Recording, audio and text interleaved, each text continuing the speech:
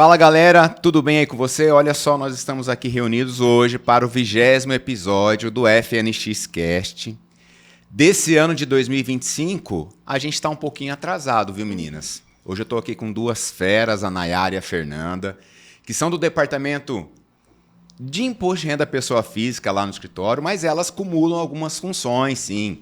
Até porque o departamento do imposto de renda, ele vem ali numa sazonalidade, geralmente em março, abril e maio de cada ano. E é com muito prazer que eu recebo aqui a Fernanda e a Nayara para a 20ª edição, que nós vamos falar de imposto de renda pessoa física. Boa tarde, meninas. Tudo bem? Boa tarde, tudo bom? Boa tarde, boa noite, bom dia para quem está escutando o nosso Olá, podcast, né? Olá, então. Exatamente, que pode estar aí colocando agora no play, tá indo para o trabalho, voltando do trabalho, indo para a faculdade, enfim. Mas é mais por questão temporal mesmo que a gente está aqui hoje para falar do imposto de renda pessoa física. Mas antes de mais nada, vamos começar aqui pela ordem alfabética. Fernanda, fala um pouquinho da sua função lá no escritório, o que você faz e a sua expertise aí com o imposto de renda pessoa física. Bom, sou a Fernanda, trabalho com contabilidade aí um pouco mais de 15 anos. Para não entregar a idade, né? Mas comecei bem jovem. Tá certo, tá certo. Estou aí já à frente do imposto de renda, trabalhando diretamente, acredito que já próximo de uns 10 anos, né? Que comecei a me dedicar mais, entender melhor, falar mais com clientes, entender cada detalhe. Então, eu tenho aí essa base de conhecimento bem extensa, mas hoje em dia, no Fênix, né, a gente já se aprofunda muito mais, tem todo esse atendimento específico, né, para os nossos clientes. E lá no escritório, estou à frente tanto do departamento contábil e aí também nessa parte do imposto de renda. Legal, até hoje a gente estava conversando, eu sempre gosto de dizer que o período do imposto de renda, ele fecha um ciclo. O que seria fechar um ciclo? A gente presta conta dos sócios na pessoa física do ano anterior, certo? Mas para isso a gente fez a apuração do imposto na pessoa jurídica, nós verificamos os impostos recolhidos, nós identificamos as despesas, nós verificamos depois um possível lucro ou prejuízo. Então, quando a gente faz esse imposto de renda, a gente está dizendo que a gente fechou um ciclo, porque não só a empresa teve seu faturamento, consequentemente lucro e tal, mas também a gente destinou o que ele precisa para a pessoa física dele para fazer todas as operações que ele teve no decorrer do ano. Obrigado, Fernanda. Espero que a gente tenha aí um bate-papo bem bacana. Nayara, com você agora. Comigo. Olá, eu sou a Nayara. Eu trabalho com imposto de renda desde 2015. 10 anos. 10 anos. 10 anos. Completar 10 anos com um agora. tempinho já. Conforme o tempo vai passando, a gente vai evoluindo, as regras vão mudando, a gente vai se adaptando. Mas é uma área que gosto muito e todos os anos é um desafio, mas que com o tempo eu fui aprendendo cada vez mais e adquirindo conhecimento para ela. É legal. Além do imposto de renda, eu também sou do time do sucesso do cliente, do escritório Fênix. Iniciei esse ano, né? Peguei um pouquinho do final do ano passado, lá o último trimestre, mas esse ano que engatou 100%, estou dedicada a essa área dentro do escritório, mas passei também o último ano dentro da parte da contabilidade, trabalhando junto com a Fer. Então, acompanhando ali o fechamento das empresas, fazendo atendimento para os clientes, algumas reuniões mais estratégicas. Bacana, gente. Vamos começar o nosso bate-papo, então, Fernanda, né? O que eu quero dizer também é que, além delas, lá no escritório, mexendo ali com a parte, efetivamente, pondo a mão na massa do imposto de renda pessoa física, nós temos um time que está lá à disposição de você, cliente, que está ouvindo esse podcast, de alguém que tem algumas dúvidas. A gente não consegue sanar todas as dúvidas, né? Embora eu também tenha uma bagagem ali de um pouquinho mais de 15 anos de experiência no imposto de renda pessoa física. Só 15? Sei não, essa Não, conta para aí. fingir a idade, né? Entendi. E mesmo assim, com uma bagagem grande, né? Nós três aqui, vamos assim dizer, e mais o time, tem situações que ainda a gente não conseguiu ver, porque o imposto de renda é bastante complexo, o que talvez serve para um não é interessante para o outro. Nós temos um modelo simplificado, nós temos um modelo completo, enfim, o que a gente sempre pega lá no escritório comparativo. Pô, mas a pessoa trabalha no mesmo lugar que eu, ela ganha o mesmo tanto que eu, por que ela restitui e eu pago, né? Então a gente sempre tem esses comparativos ali. E cada CPF é único, cada CPF ele tem seus dependentes, cada CPF tem a sua despesa dedutível, tem o seu patrimônio, tem as suas particularidades, vamos assim dizer. Mas eu vou começar aqui pela Fernanda. Fernanda, mais uma vez, obrigado da tua participação. E eu começo ali na partes cadastrais, né, na parte de onde a gente informa no Programa Gerador do Imposto de Renda, algumas situações, como, por exemplo, número de título de eleitor, dados de profissão, endereço. O que você fala que essa ficha não pode faltar para que realmente a gente tenha uma aceitação e minimizando, acho que essa é a palavra, de riscos de malha fina ou pendências fiscais? Bom, Marcelo, primeiramente é um prazer estar falando sobre imposto de renda. Acho que eu e a Nayara também já trabalhamos há uma longa data e a gente sempre se vê assim com essas dúvidas, né? Que as pessoas sempre surgem durante o imposto de renda e realmente são coisas tão, às vezes, para nós, que é tão simples, mas na verdade a gente sabe que cada um é diferente. Quando a gente começa na parte cadastral, já é um bom exemplo. As pessoas sempre... Mas o que eu preciso passar? Às vezes passa até muito mais coisas do que a gente precisa ou pouca informação. Mas a verdade é que a gente tem que ter uma boa conversa. O imposto de renda, eu falo que hoje tudo é uma troca de informações. Boa. Às vezes, nem a pessoa sabe exatamente qual é a função a ser preenchida lá, né? Porque são coisas específicas, né? Diferente, claro, se for um médico, um dentista ali, né? Que já tem certinho o campo. Mas a gente tem, diretor de empresa. Às vezes a pessoa tem uma empresa, ela acha que ela não precisa preencher como diretor, né? E os outros dados são os básicos que a gente tem que ter ali, o CPF, né? O endereço completo. E aí a gente vai realmente trocando essa ideia e aí que a gente vai entendendo melhor. Porque a gente já vai chegando depois, eu não vou me antecipar, mas... Sim. A gente, conforme vai conversando, você já vai entendendo. A pessoa já fala assim, tem um esposo, porque é uma parte já que vai ali na parte cadastral. Por questão de formação de caixa, né? Acho aí que é nisso legal ele já isso. fala, não, eu sim, tenho filhos. Aí você já vai entrando. Então, eu acho que essa conversa, ter esse contato com o cliente inicial é o mais importante. Porque se você não conhece ele, você pode preencher ele de uma forma muito superficial e, de repente, não passar a realidade desse cliente, né? E depois ter algum problema futuro ali.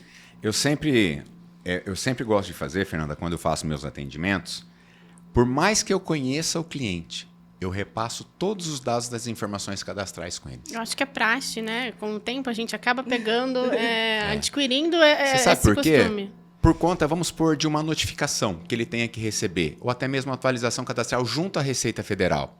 É com base na declaração do imposto de renda da pessoa física que a Receita utiliza isso. Né? Então, é sempre legal a gente ter para quem está botando a mão na massa, é legal a gente ter um checklist do que a gente vai perguntar para o cliente. E a parte cadastral, melhor dizendo, é o que eu considero fundamental, porque ali vem número de recibo da declaração anterior, vem endereço, vem dados do cônjuge, título de eleitor. Tem também, pessoal, a situação que se a pessoa for portadora de alguma moléstia grave, ela tem, por benefício, está recebendo a sua restituição antecipadamente. Exato. E é uma informação que você tem que colocar ali no e cadastro. É simplesmente assinalar ali, na parte cadastral, que parece ser simples. Né? Mas quando você recupera a declaração do ano anterior, vamos já parte para as outras fichas e esquece essa parte. Então, eu gosto sempre de frisar isso. Nayara, fala para mim aí um pouquinho do prazo de entrega para esse ano de 2025, embora eu acho que tem novidades aí. Ainda não está nada 100% definido, né? Mas o início agora começa a partir da segunda quinzena de março. E o prazo é para ir aí até 30/5, né? Porque dia 31, se eu não me engano, é sábado, né? Já é final de semana. Então, a gente tem aí 2 meses e meio, praticamente, de período de prazo para entrega de declaração. O que mudou de anos anteriores. Sempre era março e abril. Né? Isso. Aí faz, se eu não me engano, esse é o pandemia terceiro ano que a gente começa meados de março e vai até o último dia útil ali do mês de maio. Exato. Né? De certa forma, isso dá mais prazo, mas não desobriga o cliente de fazer ali o seu papel de casa. Né, Fernanda? Então, ajuda bastante, né? Esse ajuda. Ajuda pra gente, principalmente. Pra gente, principalmente, não vamos negar. E assim, é um tempo maior também que tem para validar a informação, buscar documento, né? Porque muita documentação a gente só vai mexer na hora de fazer o imposto de renda mesmo, né? Então... Boa. Vamos falar, já que você tocou o ponto aí, documentação. Qual dica que você dá para os clientes que já estão ali recebendo os informes de banco, que começaram a receber os informativos das escolas, das crianças, Já dos ir planos de guardando. saúde? O que você fala para ele que nesse momento ele tem que estar se munindo de documentos, né? Já ir buscando essa informação, né? Aquelas que já vêm de acesso, né? Que o banco já manda, que a escola já manda, que o plano de saúde já manda. Já ir guardando essa informação. Se já tiver um responsável que faça sua declaração, já ir disponibilizando ela também. Porque logo a gente já vai ter o validador disponível, então já dá para a gente preenchendo com essas informações. Mas a dica que eu dou é guardar elas, né? Algumas informações a gente pega ao decorrer do ano, exemplo, uma nota fiscal de algum serviço médico que eu tive ou alguma outra situação. Deixa ela guardada, monta uma pastinha, salva num drive, na nuvem, mas ter essa informação sempre guardada e de fácil acesso. Porque agora, no momento em que começa o imposto de renda, toda informação é válida e bem-vinda. Tem bancos, eu já até recebi alguns, já estão disponibilizados todos os informes online, que você pode simplesmente acessar seu aplicativo ali e baixar. Né? Uhum. Entendeu? Já pode fazer isso e já ir municiando aí de documentos. E aquelas pessoas que no decorrer do ano de 2024 tiveram aí troca de veículos, aquisições de bens, móveis e imóveis. Como que vocês orientam aí também, Nayara, em relação a tudo que ocorreu no ano de 24? Bom, em relação aos bens imóveis, né, que seria casas, apartamentos ou até mesmo terrenos, o que a gente aconselha é que no momento em que ocorreu, né, a compra ou a venda desse bem, já ser notificado ao contador ou responsável pela declaração e passar essa documentação para ele. De imediato, não só agora. De imediato, né, não só agora. Principalmente quando ocorreu a venda de um bem e teve o ganho de capital, né? Porque costuma-se deixar para apurar o ganho de capital no momento da entrega da declaração, mas ele tem que ser apurado Perfeito. no mês seguinte ao que ocorreu a operação, né? Então, nesse caso, o que eu aconselho é já de imediato. Ocorreu a operação, já procura ali o contador e já deixa essa informação certa e registrada. Em relação aos bens móveis, né? Carros, motos e demais veículos, o conselho é guardar essa informação, né? Guardar uma cópia do recibo, guardar uma cópia da operação em si, né? De pagamento, de recebimento, de financiamento, se foi feito algum financiamento, ter essa informação, ter o contrato desse financiamento para disponibilizar também. O recibo é muito importante. Recibo de venda do veículo, porque, assim, bens móveis. né? Hoje você vai fazer uma venda, na verdade você acaba lá, preenche, vai lá, protocolou, passou para frente. Então, a dica que fica aqui fez a venda, vai lá, tira uma cópia do recibo, deixa guardado, já manda para o contador, igual a Nayara falou, né? Já tem um contador que faz minha declaração, já vou mandar para ele. Do contrário, deixa salvo, né? Porque depois, para achar, é quase que impossível. Não acha, parece, né? Que aquele documento que na hora que a gente mais precisa, ele não aparece. E assim, pessoal, existem muitas situações que na venda de um imóvel ocorre a isenção do ganho de capital. Então, qual que é o momento que você deve informar o contador da venda ou aquisição desse imóvel? Imediatamente após a efetivação do negócio. Muitas pessoas entendem que ele está isento em todas as situações, e não é bem assim. A lei é muito clara em relação a isso. Então, eu só quis falar porque você falou de montar uma pastinha online e às vezes você vai despachar essa pastinha lá em março, abril para o contador. E às vezes o negócio ocorreu lá em julho do ano passado. Mas se houve ali uma das hipóteses de não isenção, o imposto vence no último dia útil do mês subsequente à negociação, à operação. Isso. Então, essa dica é muito valiosa que a gente está dando aqui, né, do ganho de capital. Existem situações, sim, de isenção, e são várias, que a gente pode depois fazer um podcast só para isso. Uhum. Porque tem bastante São assuntos. várias. Tem Várias. bastante assuntos bem específicos, assim, né? E se a gente for detalhar, dá assunto para vários podcasts mesmo. Perfeito, pessoal. Então, vamos lá. Então, nós falamos das questões cadastrais, nós falamos de dicas, como que ele se organiza documentalmente, como que ele pode enviar e o prazo que ele tem que enviar. Agora, Fernanda, vamos falar um pouquinho de quem está obrigado a declarar? Para a gente situar bem o nosso ouvinte, a pessoa que está nos acompanhando aqui. Você tem vários critérios, né? O fato de eu ter uma empresa, será que eu obrigatoriamente preciso declarar? São muitos questionamentos, né, Marcelo? E assim, sempre a gente precisa estar analisando muito bem. A verdade é que hoje em dia as regras da Receita, elas sempre se alteram, né? Então, a gente fica sempre meio assim, aguardando mesmo que a Receita solta todas as instruções desse ano. Então, eu vou me basear aqui pelo que teve no ano anterior. Perfeito. Que já teve muitas alterações. Por exemplo, no ano passado, quem teve rendimentos isentos acima de 200 mil estava obrigado a declarar. Antes era acima de 40. Então, isso já desobrigou um monte de gente ali a declarar só por questão de rendimento isento. O que é o rendimento isento? Vou pegar um exemplo, até a questão das empresas. Tem uma empresa, ela faz distribuição de lucros. Esses lucros, para mim, ele vem de uma forma que eu não preciso mais pagar imposto, porque automaticamente já paguei o imposto lá, né, na minha empresa, na apuração. Então, se eu recebi da minha empresa mais de 200 mil de lucros, eu estou, sim, obrigado. E aí eu venho no outro ponto. Mas eu tenho uma empresa e eu investi nela lá um capital social de 1 milhão, né? Então, eu também estaria obrigado. Por quê? Bens e direitos acima de 800 mil também vão te deixar obrigado a declarar. Já são 2 pontos que te deixam obrigado ali. Então, eu sou empresário, eu preciso declarar? A gente tem que analisar, não é? Então, primeiro tem que ver se eu tive esses rendimentos isentos, se eu tenho bens e direitos acima de 800 mil, e aí pode, sim, somar, né? De repente, eu tenho casa, carro, terreno, então tudo isso vai somando aos seus bens. Soma tudo aos 800, né? Isso. E o rendimento tributável, que é o principal, é o que... o responsável ali pela malha fina de muita gente, que é acima... Vamos manter ali acima de 30 mil, que é como estava no ano passado, né? Acredito que fique entre 30 mil, 33 mil, mas se você teve esse rendimento acima de 30 mil, eu já aconselho realmente a procurar um contador e analisar certinho. Vamos trocar esse contabilizar rendimento tributável para um português bem claro aqui. O que seria esse rendimento tributável?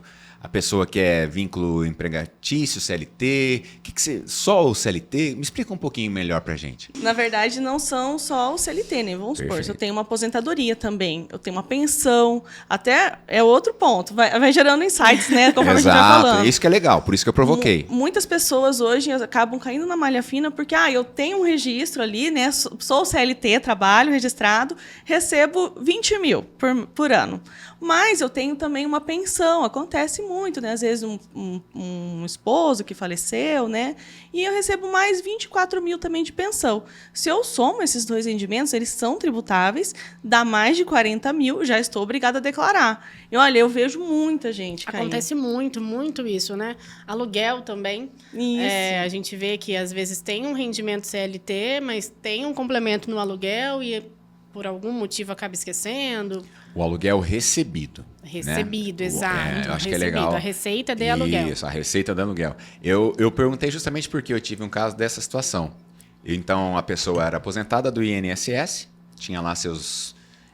Só pelo INSS ela já estaria obrigada. Uhum. Perfeito. Então, nós fizemos a declaração dela. Porém, no cruzamento de informações, ela também recebeu um aluguel, que, quando eu comuniquei a ela que ela estava com pendência de malha fina por conta do aluguel recebido não declarado, ela falou, não, mas o meu inquilino não declarou. Eu falei, minha senhora, engano seu, quem declarou foi a imobiliária. Exato, tem esse ponto também que muita gente não está se atentando, que quem declara é a imobiliária, não é quem pagou. Exatamente. E daí a imobiliária declarou e ela não declarou o aluguel recebido, consequentemente, pendência de malha fina. Peguei um caso recentemente no escritório, que foram 2 anos, inclusive, que a pessoa ficou sem declarar e era exatamente isso, receita de aluguel.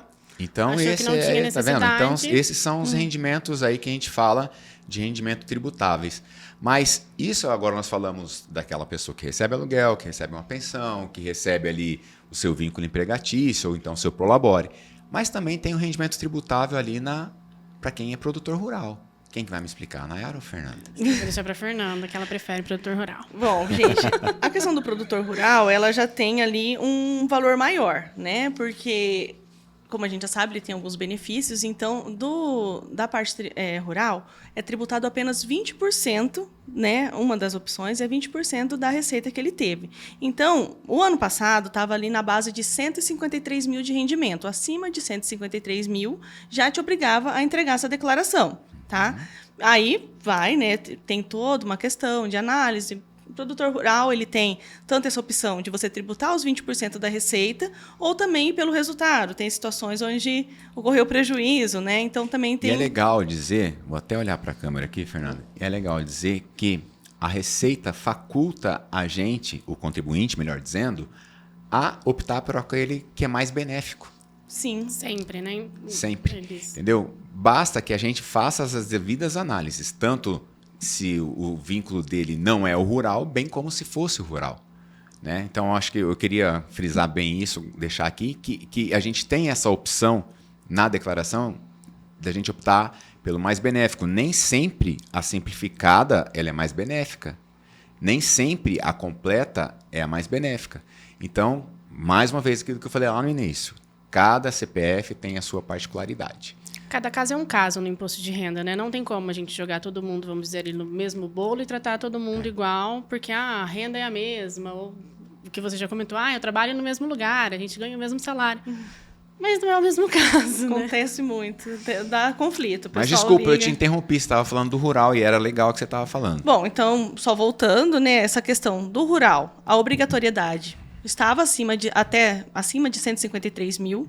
Vamos aguardar a atualização, depois a gente solta aí, né, nas nossas páginas certinho, porque a gente tem que aguardar a dona Receita Federal realmente passar para a gente. Mas é bom ficar atento. E questão do rural, gente, assim, tem muita documentação. Então, até na questão de separar documentos, tem que já começar a separar. Do rural mais ainda, principalmente aquele que opta pelo resultado, né? Sim. Precisa ter nota, não tem conversa daí. Não quero tributar pela receita, eu quero tributar pelo resultado. Então precisa de nota, gente, porque não tem como tributar sem nota. Quando a Nayara diz que ela pode optar pelo resultado, o que seria isso? É receita menos despesas, esse resultado é que vai ser tributável. Se for prejuízo, fica para o próximo ano esse prejuízo, então você, sobre a atividade rural, ainda. Você não vai pagar nada de imposto. Mas a gente também tem a opção de a gente abrir mão das despesas, não significa que elas não devem ser lançadas, e tributar um percentual sobre a receita. Mais uma vez, é aquilo que a gente comentou. Tudo vai depender do qual é o mais benéfico para o contribuinte. Exatamente. Né? Não significa que a escrituração, principalmente aqui no livro Caixa do Atividade Rural, não esteja desobrigada. Né? E dependendo do fator do valor do faturamento que ele teve no ano, ainda tem o livro Caixa digital. Sim. Que é mais uma complicação. Meu Deus, esse dá trabalho, viu? Esse dá mais trabalho ainda. Mas vamos voltar para a grande massa aqui que a gente atende, que é a grande massa que nos procura, vamos assim dizer. Quando a gente fala em dependentes, Nayara, até que idade que eu posso colocar minha filha, ou então uma pessoa, o meu filho que eu pago pensão, eu coloco como dependente, coloco como pensionista também? Explica um pouquinho para nós a situação. Bom, os dependentes é até 21 anos, né? Correto? Correto. Até 21 anos ou até 24 se estiver fazendo faculdade.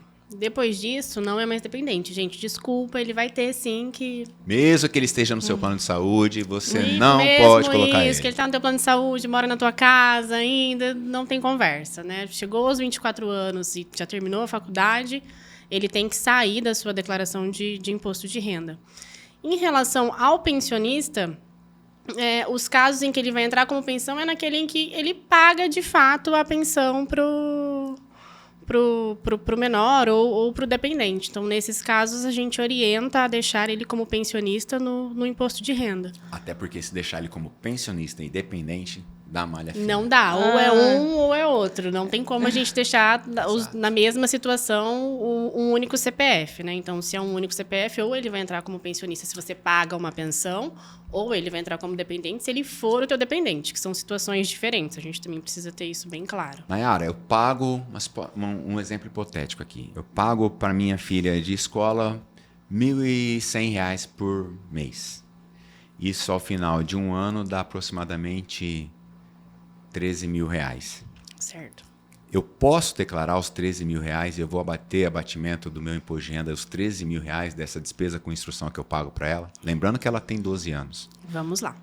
Você pode, se ela tiver como dependente da sua declaração, indiferente da idade, indiferente não, né? Levando em consideração a regra da idade. Porque o que acontece? Eu pago da minha filha. Só que a tua filha ela não está na sua declaração de dependente. Às vezes ela está na declaração da sua esposa. Então, ela tem que estar na declaração de um ou de outro. Desde que ela esteja na sua declaração, você pode, sim, considerar o gasto que você tem com instrução dela, mas não vai ser 100% do valor que vai ser abatido no imposto de renda. Se eu não me engano, está R$ 2.500. R$ 3.561,50. Exato, este valor. Por mais que eu paguei 13 mil, eu vou abater para fins de imposto de renda R$ 3.561,50. E a diferença? A diferença, você alimenta um campo na declaração como despesa não dedutível, é isso? Não me lembro a palavra que é. E coloca esse valor lá. O valor que vai ser considerado para fins de abatimento de imposto é o teto. Não briguem com a gente. Isso não vem de Não nós é culpa da contadores. gente. Não é culpa da gente. Isso é definido por lei. E é por Exato. dependente que você tem.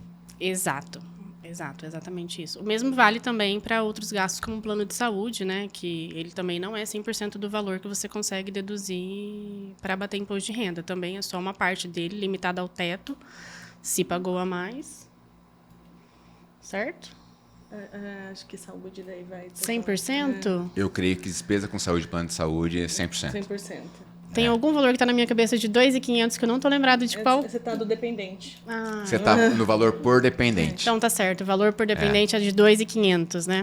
Exato. Laboratórios, médicos, hospitais, planos de saúde, 100%. despesas com saúde em geral não tem um teto. Não tem. Não tem um teto. Só a despesa com instrução. Quiçá fosse ali R$3.000 por pessoa. Porque tem pais que estão pagando faculdade aí, sei lá, uma faculdade de medicina hoje acima de R$10.000. Olha o custo que ele tem e não consegue tá deduzindo tudo isso. Eu só queria fazer um adendo da despesa com o médico, que, gente, é despesa com gastos médicos de fato, tá? Acontece muito de gastos com estética. Boa. As pessoas acharem que pode lançar e que podem deduzir no imposto. Não podem. Inclusive, você lançar um gasto com estética e deduzir isso no seu imposto é risco de malha fina. Porque estética não é um gasto com saúde, então a gente aconselha nem declarar essa informação. E eu acho bacana isso que você tocou no ponto, porque tá muito na moda isso, né?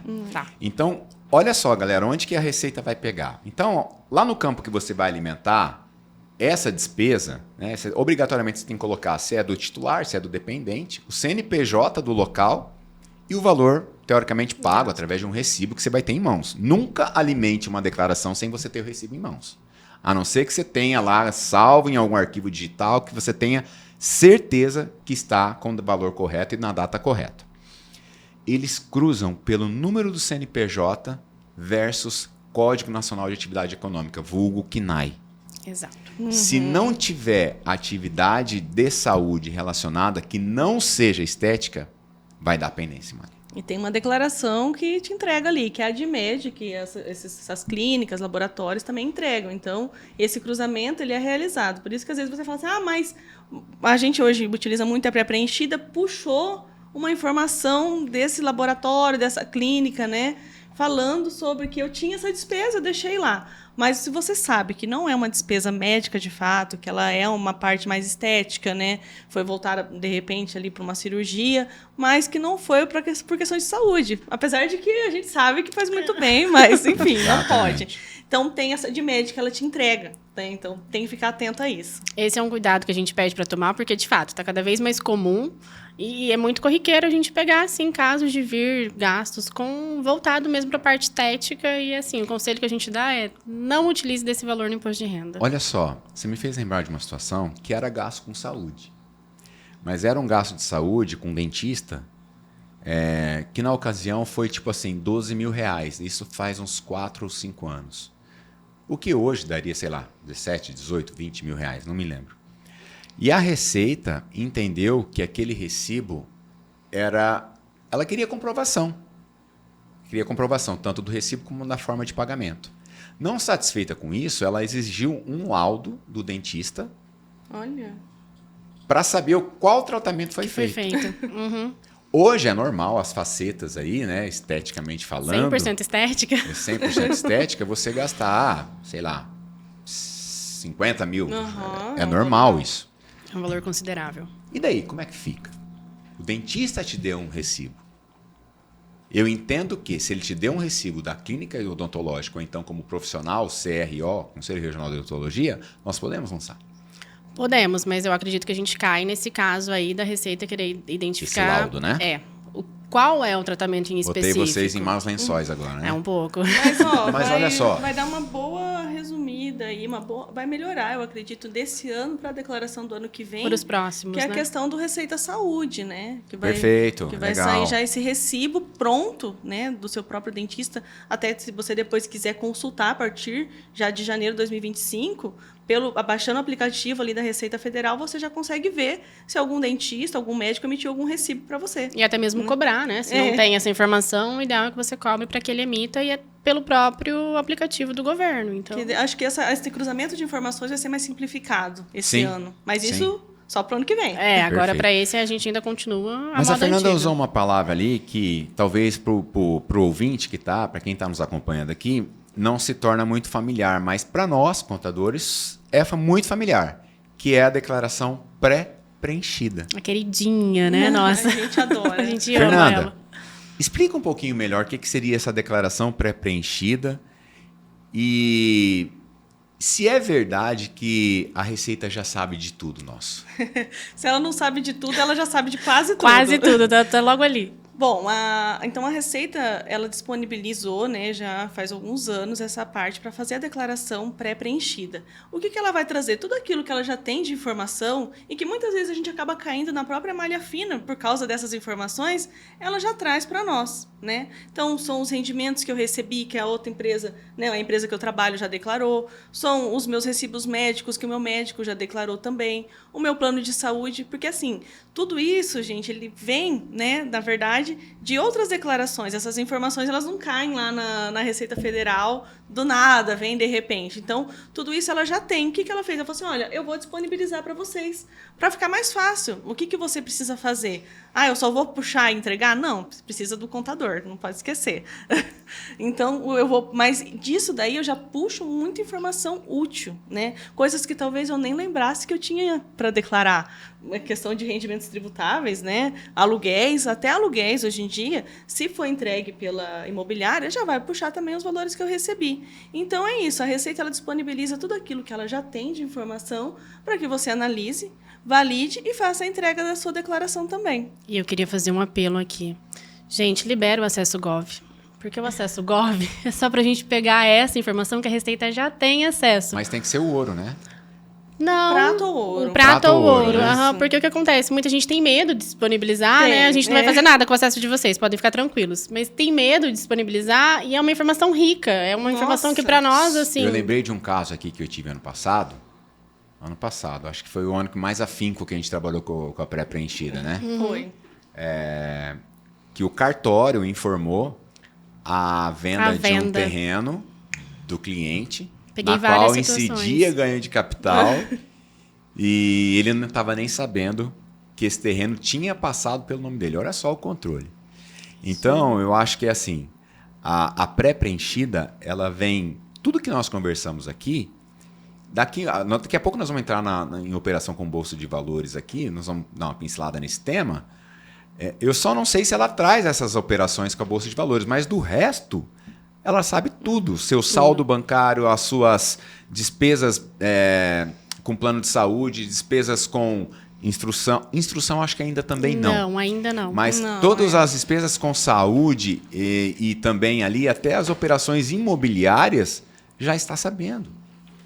Além de vir também os dados cadastrais da maneira correta. O que para nós é um ganho muito grande, né? Esses dados já virem corretos e... Olha só, essa se a informação. Receita na pré-preenchida já sabe que você tem a conta no banco X, por que você não vai informar aquele banco X? Não vai mandar o extrato, não vai mandar o informe de rendimento. É isso que não entra na minha cabeça, entendeu? Então, a pré-preenchida é vida, gente. A pré-preenchida, a gente só vai ter o trabalho, e digo mais, com o acesso Gov a gente sabe todo o caminho da sua declaração. Se ela foi processada, se ela consta com algum documento que precisa ser apresentado, se ela já foi depositada, a gente sabe tudo. Tudo. A gente sabe tudo com a pré-preenchida. Seria, desculpa o vocabulário, seria o batom na cueca não explicado pela Receita Federal. Mas é exatamente esse ponto, porque quando a gente não trabalha com a pré-preenchida, por exemplo, e com as informações que chegam até nós, no momento da entrega da declaração, vai acusar. Se tem alguma informação que já estava na pré-preenchida e por algum motivo a gente não entregou porque não chegou essa informação até nós, tá ali você já sabe que você caiu. Até os lucros das empresas. Sim. Tudo. Porque esses lucros já são informados também, que é a declaração da DIRF, né? Então, se a empresa fez a distribuição de lucro para você, quando faz a pré-preenchida, já vem os rendimentos isentos. Tem algumas particularidades que são aquelas que realmente a Receita não tem acesso ainda. Né? É o caso da escola, né? É. Mas eu acho que também são situações Mas que... tudo caminha para isso. E é esse o ponto-chave aqui.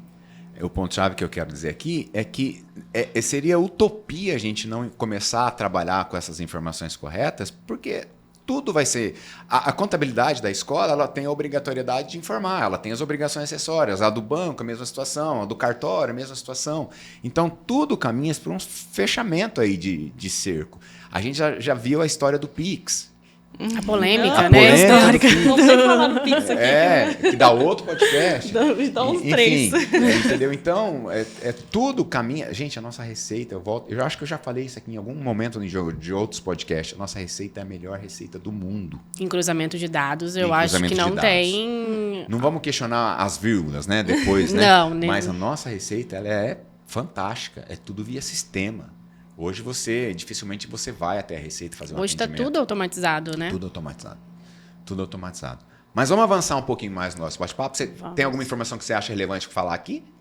Bom, não, até aqui tá tudo Show de certo. bola? Bacana, Estamos bacana. todos seguindo o roteiro. Vamos lá. Vamos falar, então. Muitas pessoas... Nossa, e a gente sofre um pouquinho com isso. Quando as pessoas vão até o escritório e falam, eu operei um pouquinho, sim, com Bolsa de Valores. Quando ela fala esse um pouquinho, chega a dar um frio na espinha, né? Eu acho que é o medo de todo mundo, né? Na hora de É o falar, medo eu operei, mas não exatamente. foi nada demais, não. 1 ou 2 meses ali só. Exato. Nayara, como que a gente tem feito lá no escritório? Que orientação que a gente daria? Depois a Fernanda, se quiser complementar com quais ferramentas a gente pode trabalhar para auxiliar operações com Bolsa de Valores. Bom, as operações com bolsas de valores têm algumas particularidades em relação ao que declararam ou não. A Fer está com isso na ponta da língua, né? Mas a orientação que a gente dá tenha um sistema que controle as suas operações. Por mais que tenha sido, foi 1 ou 2 meses que eu operei. Mas são negociações em volume, né? Porque o que conta são as notas de negociações, as notas de corretagem. Então, por mais que você tenha feito 1 ou 2 meses no mês, mas que, sei lá, por dia você tenha feito 10, 15, 20 operações, ao final de 2 meses, a gente está falando de um volume grande, né? E é uma movimentação em que a gente precisa ter ela planilhada, vamos assim dizer. Por que não usar o Excel? É trabalhoso. É trabalhoso. Acho que a gente não chega... Até chega, se for poucas operações, a gente até chega no o resultado que a gente precisa para o imposto de renda. Exato, mas... Mas não fica fidedigno, porque... Na minha concepção, quando você utiliza um sistema, o sistema já te Ele dá já vai até te o trazer imposto. tudo. Você já vai jogar ali a informação das suas notas de corretagem, que você vai pegar direto do seu aplicativo de banco, que você opera, da Bolsa de Valores, e ele já vai trazer o cálculo pronto para você. Então, assim, não tem segredo, não tem mistério. Pelo contrário, eu entendo que é uma segurança maior no sentido de, a operação está correta, o imposto que eu vou pagar ou não está correto, porque foi um cálculo feito de forma correta, né? Em relação daí à parte de declarar, eu vou deixar para Fer. Vamos lá, deixa eu ver. Se eu não deixar passar nada aqui, tem uma colinha para garantir, tá? Mas, então, algumas alterações ocorreram em questão à movimentação na Bolsa. Antes, você tinha movimentado, até o pessoal falava, movimentou R$1 na Bolsa, Tem que declarar. Antes era. Gente, caiu muitas pessoas na malha fina. Eu vi muitas situações, as pessoas tinham pequenas movimentações mesmo, às vezes, questão de nem R$1.000. Chato, né? Você ter que fazer uma declaração de imposto de renda, às vezes você não estava obrigado por conta disso. Agora não. Então, tem novas regras, porém é assim, vem uma regra, mas você sempre tem que analisar os poréns. Então, a movimentação até 40 mil ano, você não precisa declarar.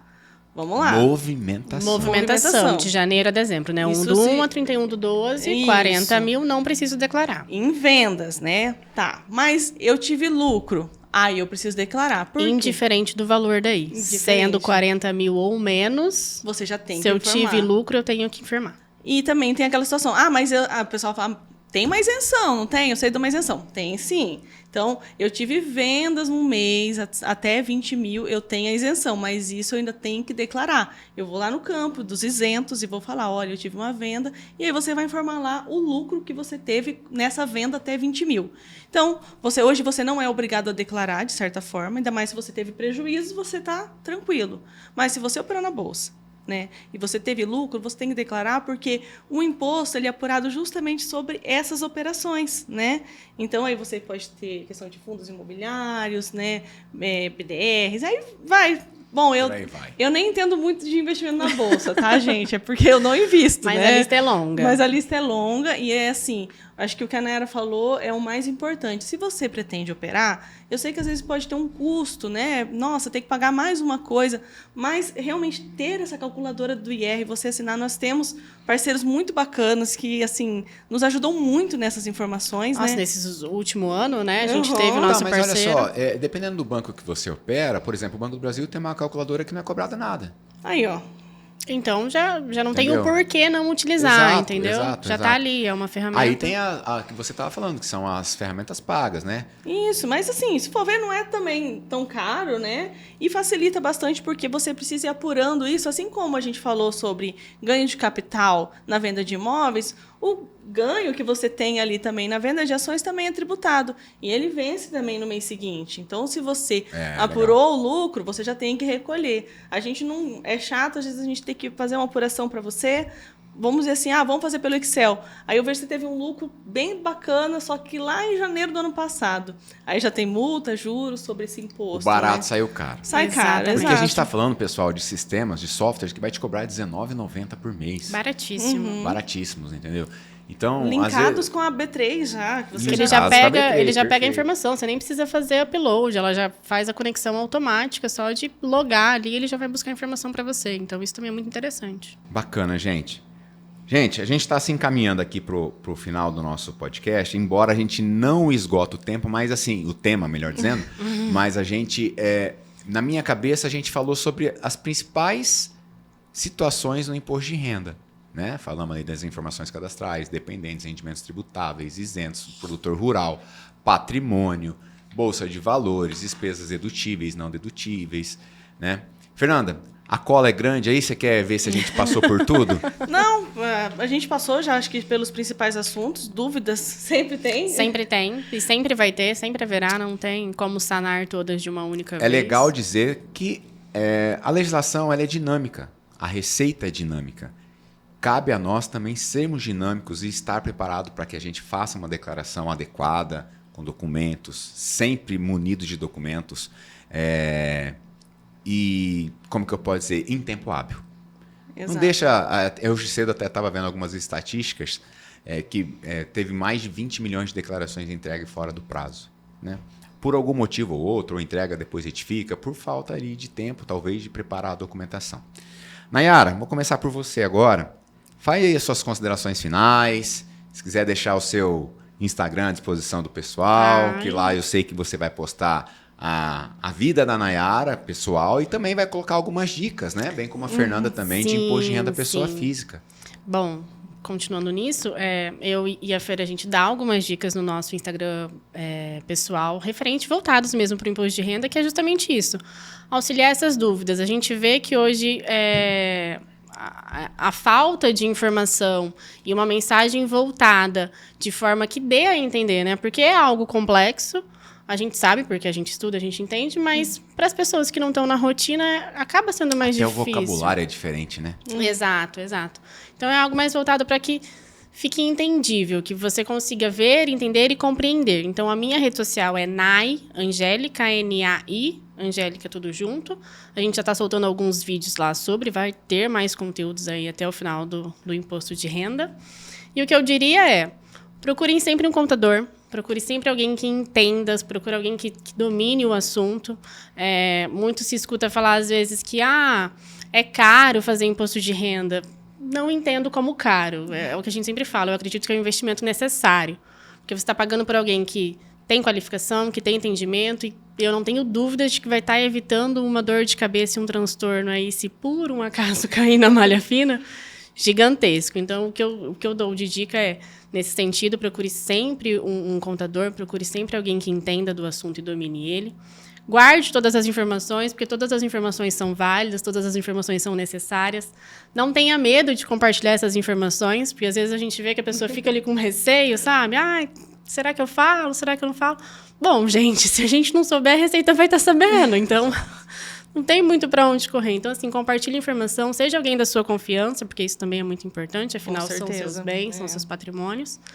E é isso, de estar informado, de ter documento e ter alguém de confiança para tratar sobre. Perfeito. Vamos lá, dona Fernanda. Vamos lá. Bom, sobre imposto de renda, eu tenho que declarar que é um assunto que eu gosto muito. Alguns podem me achar meio doida, mas gosto muito de fazer. Pior que eu gosto, né?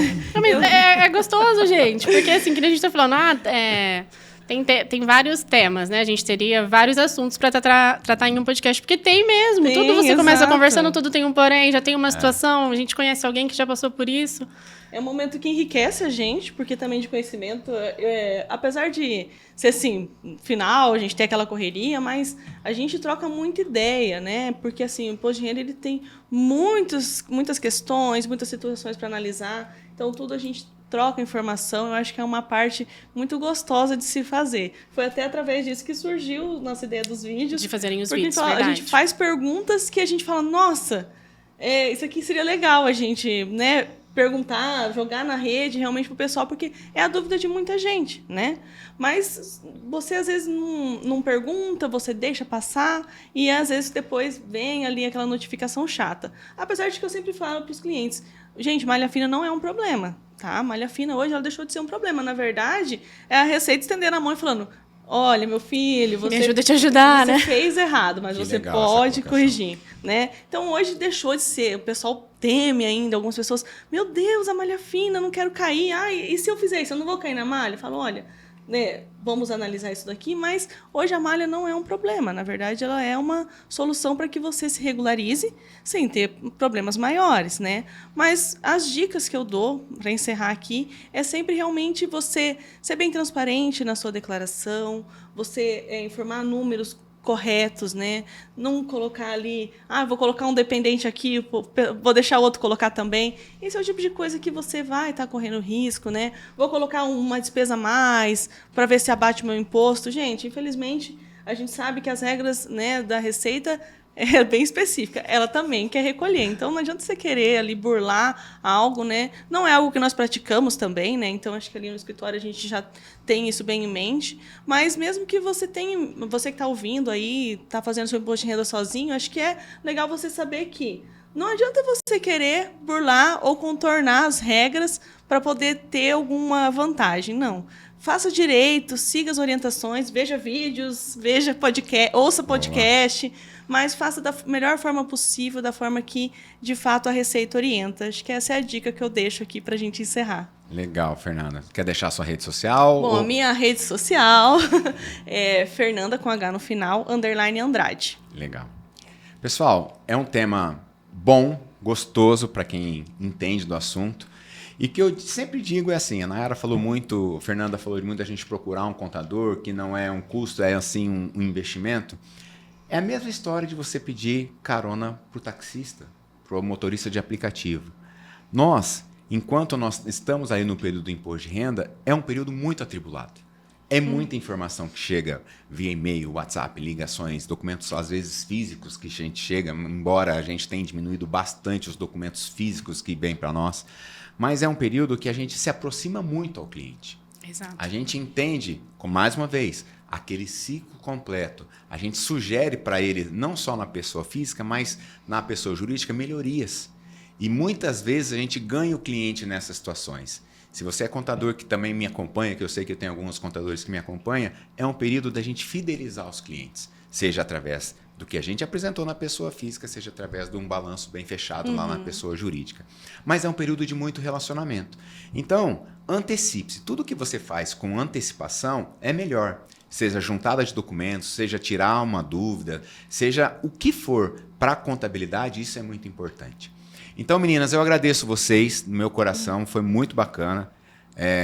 Agradeço também pelo empenho lá dentro do escritório que vocês estão fazendo nesse departamento do imposto de renda, pessoa física, a Nayara no sucesso do cliente, a Fernanda na contabilidade. A gente realmente está fazendo contabilidade de um modo diferente de outras empresas. Não é por me gabar, não, mas a gente gosta das coisas bem discutidas, a gente gosta das coisas bem às claras. Então, quando a gente tem alguma falhinha na comunicação, que a gente é humano, a gente erra sim, a gente vai e conserta rápido, para que a gente não tenha mais falhas. De verdade, agradeço mesmo, espero que vocês tenham gostado, foi desafiador, obrigada, né? Principalmente, obrigada. acredito, para vocês. Foi. Foi a primeira Mas vez. vocês viram, não Fiquei é nervosa. nada.